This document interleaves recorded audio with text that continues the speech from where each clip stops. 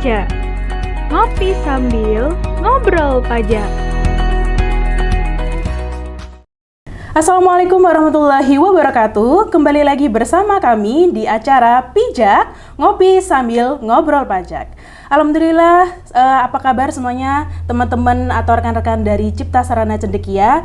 Hari ini kita kembali lagi bersama konten kita, bersama saya Indah Trisnaningrum selaku host pada hari ini, dan juga narasumber kita yang sangat luar biasa, Mbak Dewi Ernawati SEBKP. Halo Mbak Indah. Baiklah rekan-rekan semuanya, tadi sudah saya kenalkan ya dengan narasumber kita dalam konten kali ini yang akan membahas secara kompleks dan mendalam mengenai NPWP atau nomor pokok wajib pajak, yang mana sudah kita ketahui beberapa breaking news ya tentang NPWP itu sendiri yang nantinya akan diintegrasikan dengan NIK. Nah, kita akan tanya-tanya lebih lanjut dan lebih lengkapnya kepada Mbak Dewi yang secara kompleks beliaunya lebih mengetahui bagaimana prosesnya. Nah, Mbak Dewi, gimana nih tadi sudah saya sampaikan kepada teman-teman mengenai topik kita hari ini. Menurut Mbak Dewi sendiri, kira-kira NPWP itu sangat pentingkah dalam proses administrasi atau lebih ke apanya nih kira-kira? Iya Mbak Indah, jadi NPWP itu sendiri itu adalah nomor yang diberikan oleh DJP sebagai sarana administrasi perpajakan nih, gitu, dan juga sebagai tanda pengenal wajib pajak yang terikot di DJP nanti untuk memenuhi hak dan kewajiban perpajakannya. Jadi sebagai tanda pengenal gitu ya. Jadi kalau kita sebagai warga negara Indonesia kita punya NIK, nomor induk kependudukan. Kalau kita sebagai wajib pajak, kita sudah memenuhi syarat subjektif dan objektif, kita harus punya yang namanya NPWP. Begitu Mbak Indah. Jadi tadi Mbak Dewi bilang punya NPWP itu harus ada syarat subjektif sama objektif. Nah, mungkin bisa dijabarkan nih sama rekan-rekan maksud dari subjektif sama objektifnya itu dilihat dari mananya gitu. Iya Mbak Indah. Jadi kalau NIK itu kan ketentuannya umur 17 tahun ya ke atas, Mbak Indah, itu harus punya NIK. Kalau NPWP, tidak semua warga negara Indonesia itu wajib punya NPWP. Ya, jadi harus dilihat dulu dia sudah memenuhi syarat subjektif dan objektif atau belum. Jadi untuk wajib pajak itu nanti ada dua jenis ya. Ada orang pribadi, ada juga badan. Nah, untuk orang pribadi sendiri itu dia memenuhi syarat subjektif. Yang pertama saat dia lahir di Indonesia ya.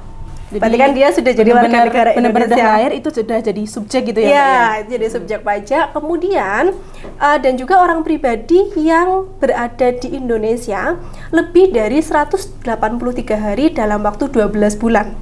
12 bulan? Betul, oh, 1 tahun jadi berarti ya? Bisa jadi warga negara asing, dia berada di Indonesia lebih dari 183 hari, maka itu sudah memenuhi syarat subjektif untuk daftar NPWP, untuk punya NPWP. Nah, kemudian kalau syarat objektifnya, untuk orang pribadi, tidak harus semua orang pribadi yang lahir di Indonesia atau berada di Indonesia wajib punya NPWP.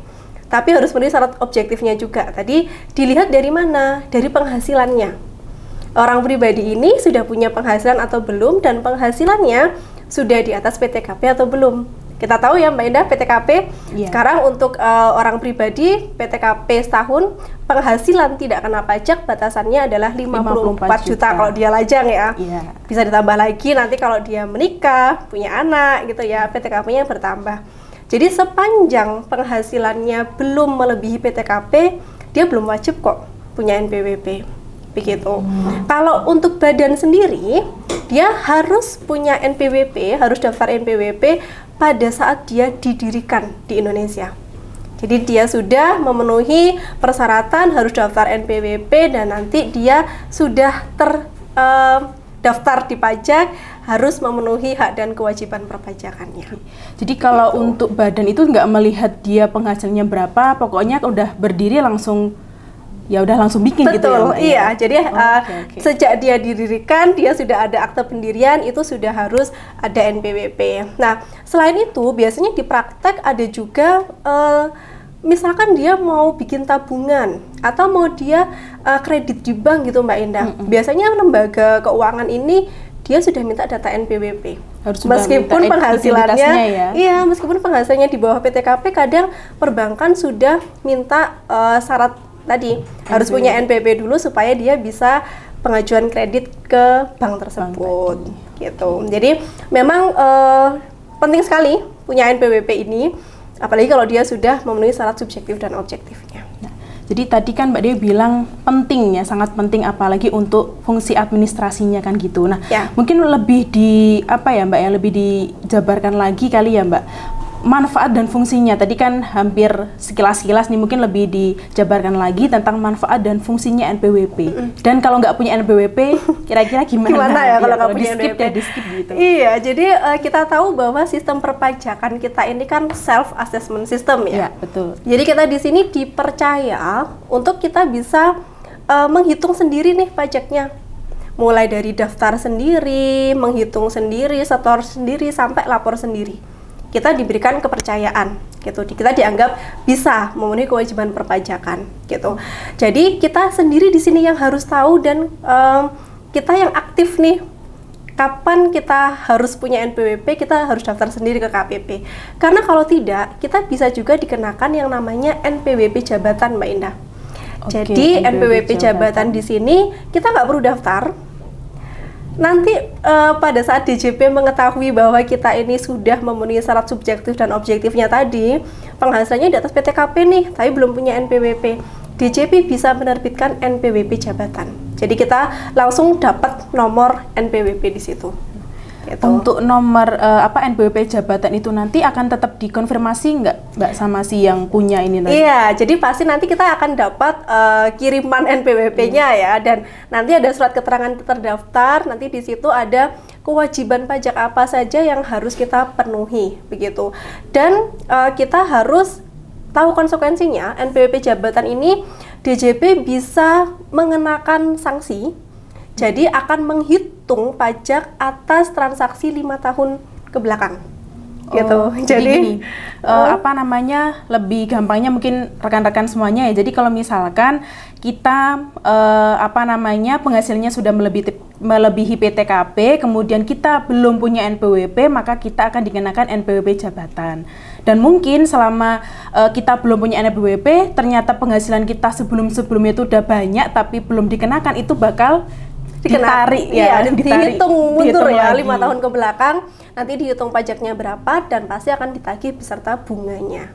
Oh, plus Gitu bunganya plus ya. bunganya Oh, plus pasti ya. Jadi plus Gitu. teman-teman semuanya. Iya, makanya kita harus tahu kapan kita harus daftar NPWP sebelum kita dikenakan NPWP jabatan, dan konsekuensinya tadi dihitung mundur dan ada bunganya. Nah, tadi supaya teman-teman nggak dikenakan NPWP jabatan, kira-kira gimana sih Mbak caranya daftar NPWP? Apakah harus datang ke KPP atau gimana mungkin? Iya, jadi untuk bisa mendapat NPWP itu cukup mudah sebenarnya. Kita bisa online sekarang. Jadi masuk aja di websitenya DJP Online, di situ ada menu e-registration. Nanti di situ kalau kita orang pribadi cukup yang ngisi formulir, nanti melampirkan KTP, udah disubmit, nanti NPWP-nya akan masuk di email kita. Nomor NPWP-nya sudah ada dan nanti NPWP asli akan dikirimkan ke alamat kita. Untuk badan juga sama, bisa online, jadi tinggal ngisi formulir, kemudian melampirkan seperti akte pendirian, data KTP dan NPWP pengurusnya, begitu ya, dan surat izin usahanya, begitu. Jadi NPWP-nya nanti sudah otomatis masuk ke email, NPWP asli akan dikirim ke rumah. Oke, jadi tetap dapat dalam bentuk kartu ya Mbak ya? Betul, kartunya akan dikirimkan nanti. Jadi cukup mudah sekali, dan yang pasti juga teman-teman di sini kalau sudah daftar NPWP harus paham hak dan kewajibannya ya, yang pasti ini, ya. Mbak, kadang-kadang kan lupa nih Mbak. Soalnya ya namanya aja kartu ya Mbak. Kalau kita apalagi kadang digunakannya kan juga nggak setiap hari. Bisa setahun sekali pas waktunya pelaporan SPT tahunan dan sebagainya. Nah, kira-kira tadi Mbak dia menjelaskan kan ada dampaknya. Dampaknya kira-kira apa Mbak? Iya, Plus minusnya. Nah, dampaknya pasti kalau kita sudah punya NPWP tapi kita tidak menjalankan kewajiban pajak kita, misalkan kita harusnya lapor SPT tahunan nih setahun sekali, tapi kita nggak lapor. Sanksinya berapa? 100.000 untuk SPT-nya, ditambah sanksi bunganya atas pajak yang belum dibayar. Begitu. Nah, bunganya nanti dihitung per bulan, Mbak Indah. Terlambatnya berapa bulan telat bayar pajaknya. Contohnya seperti itu. Jadi kalau lupa nggak bikin NPWP, kena bunga juga. Terus lupa sudah punya NPWP nggak lapor, nggak bayar, tetap kena bunga juga ya, daripada daripada kenanya berlipat-lipat, jadi harus tetap sadar diri ya teman-teman ya. Nah, terkait dengan yang Mbak Dewi jelaskan tadi ya, bahwa NPWP itu tadi untuk pembuatannya harus mempunyai syarat subjektif dan juga objektif. Nah, ini ada kabar sih Mbak, sebenarnya bukan baru sih, sudah cukup lama, udah tahun kemarin juga, dan di sini kalau kita bicara tentang pijak, namanya juga kan mengedukasi masyarakat khususnya rekan-rekan cipta, ada wacana terkait integrasi antara NPWP dengan NIK. Nah, itu kan ada kaitannya sama Undang-Undang HPP ya Mbak ya? Iya, betul. Jadi Mbak Indah, di Undang-Undang HPP, Harmonisasi Peraturan Perpajakan, Undang-Undang Nomor 7 tahun 2021 kemarin ya, itu salah satunya mengatur mengenai NIK nanti yang akan dijadikan NPWP. Begitu. Jadi Indonesia nanti sudah mulai menganut sistem Single Identification Number ya. Dan ini memang sudah dijalankan juga di beberapa negara lain, gitu. Jadi bisa dilihat di negara lain ini dampaknya cukup bagus. Jadi untuk meningkatkan pelayanan publik juga, jadi supaya warga negara Indonesia ini tidak terlalu banyak nomor, tidak terlalu banyak kartu seperti itu. Jadi nanti NIK ini sudah dijadikan NPWP, bisa dijadikan dasar untuk membayar pajak, bea cukai, dan fasilitas umum lainnya. Jadi satu untuk semua gitu ya Mbak, pengennya ya? Ya, rencananya seperti itu nanti. Oke. Nah, terkait dengan hal tersebut nih, kira-kira dari sisi Mbak Dewi sendiri ya, sebagai konsultan pajak dan mungkin ketika menjelaskan kepada kliennya ya, kira-kira menurut pandangan Mbak Dewi sendiri terkait program itu gimana sih dampaknya? Iya. Yang pasti nanti kalau sudah menerapkan Single Identification Number ini, semua data pasti akan lebih terbuka dan transparan ya. Karena kalau yang biasanya data ke pajak pakai NPWP, data ke bank misalkan hanya pakai NIK, misalkan data untuk pajak daerah hanya pakai NIK, lah sekarang nanti ke depannya itu satu nomor. Jadi semua transaksi kita itu nanti sudah lebih transparan, dan pajak itu pasti bisa nge-link nih, pasti bisa melihat transaksi kita. Jadi kita mau ada transaksi apa, kita beli aset, kita punya tabungan, pasti nanti pajak sudah langsung tahu nih, langsung bisa dicocokkan dengan pelaporan SPT-nya, sama nggak nih? Kalau beda, ya itu jadi dasar ada SP2DK. Oke, berarti ini semakin nggak bisa berlindung ya Mbak ya? Tidak bisa bersembunyi kemana-mana ya? Iya, jadi karena setiap peningkatan penghasilan ataupun kita pembelian aset kan ya kita tahu aja mau beli apa pasti kan pakainya KTP ya Mbak ya. Jadi berarti ini ya tadi yang Mbak Dewi sampaikan nggak bisa bersembunyi. Jadi lebih efektif berarti ya Mbak ya? Iya, jadi lebih transparan, kesederhanaannya juga ya. Jadi satu nomor bisa dipakai untuk semua transaksi pelayanan publik. Ya itu kesederhanaannya tadi sih ya. Jadi transparan semua bisa dicek sekarang oleh DJP. Nah, jadi syaratnya bukan syarat sih, single identification number. Single identifikasi number. Jadi satu nomor untuk semua administrasi yang terkait dengan kenegaraan seperti itu ya Mbak ya. Nah, tadi bahwa mereka ataupun kita sih wajib pajak ini untuk mempunyai NPWP kan harus mempunyai syarat subjektif sama objektifnya kan gitu. Nah, kira-kira nih Mbak, untuk NIK ini kan bagi setiap warga negara, apalagi kalau kita mau bikin KTP kan berarti ketika usia kita udah masuk ke usia 17 tahun. Berarti bagi mereka yang punya NIK itu berarti langsung punya NPWP dan wajib lapor gitu ya. Apa gimana nih? Gini, harus kita pahami bersama. Jadi tetap meskipun NIK nanti menjadi NPWP, tapi tidak serta-merta yang punya NIK berarti dia wajib lapor dan bayar pajak, tidak. Karena nanti tetap akan melihat syarat subjektif dan objektifnya tadi. Yang utama juga objektifnya ya. Penghasilannya udah di atas PTKP atau belum. Jadi dengan NIK tadi, kalau misalkan kita sudah penghasilannya di atas PTKP nih misalkan, kita harus mengaktifkan NPWP tetap. Nah, jadi tetap harus ada pendaftaran tetap. Nah, kalau ada pendaftaran, nanti baru di DJP akan terrecord bahwa kita di sini terdaftar sebagai wajib pajak, tapi nomornya menggunakan nomor NIK. Begitu. Jadi tidak serta-merta kita bikin NIK langsung berarti ini saya punya NPWP. Tidak. Oh, tidak. Tapi daftarnya tetap sendiri-sendiri. Hanya saja nomornya yang sama. Oh, begitu. iya. Dan juga bisa dilihat kalau sekarang NPWP kan ada 15 digit ya Mbak Indah. Lah, NIK kan 16 digit. Nah, itu gimana Mbak kira-kira? Iya, jadi nanti untuk wajib pajak lama itu nanti akan ada tambahan kode. Tambahan kode untuk NPWP nanti kedepannya akan 16 digit semua. Nah, begitu. Untuk tambahan kode itu nomornya tetap cuma ditambah aja gitu ada ya, tambahan Mbak? kode, cuma ini nanti sistemnya seperti apa, tambahan kodenya berdasarkan jenis usaha atau apa, kita masih menunggu nih, karena wacananya kan tahun 2023 ya Mbak Indah ya gitu. Dan untuk yang wajib pajak baru, langsung otomatis NPWP-nya 16 digit sama dengan nomor NIK. Oke, jadi kalau NPWP kan biasanya sesuai dengan mungkin tempat KPP-nya ini berasal dari mana kan gitu ya Mbak ya. Berarti nanti sesuai dengan NIK berarti sesuai dengan daerahnya, sesuai dengan ya provinsinya dan masing-masing gitu ya Mbak ya. Betul. Dan nomor NIK itu kan tidak akan berubah meskipun kita pindahkan ya Mbak ya. Iya. Betul. NPWP pun sekarang juga sama seperti itu. Jadi meskipun kita pindah sebelumnya kita tinggal di Malang pindah ke Surabaya misalkan, nomor NPWP-nya akan tetap. Hanya administrasi perpajakannya saja yang pindah. Gitu. Itu cara menandanya gimana Mbak? Nah, kita harus pengajuan juga seperti itu. Oh, jadi kalau tetap pengajuan, jadi kalau kita ada perubahan alamat di KTP, maka nanti kita juga harus pemberitahuan perubahan alamat di KPP. Gitu. Jadi administrasi perpajakannya udah pindah kantor, tapi nomornya tetap sama, tidak berubah. NIK pun nanti juga sama. Jadi meskipun kita pindah ke kota lain, nomornya akan sama. Oke. Itu tadi ya Mbak, karena kan kalau kita misalnya biasanya kalau pakai NPWP yang lama, kalau kita pindah otomatis kan kodenya juga pindah karena berkaitan sama daftarnya kode kan gitu KPP ya, kodenya biasanya gitu ya, tapi sekarang sudah ada perubahan. Ya. Gitu.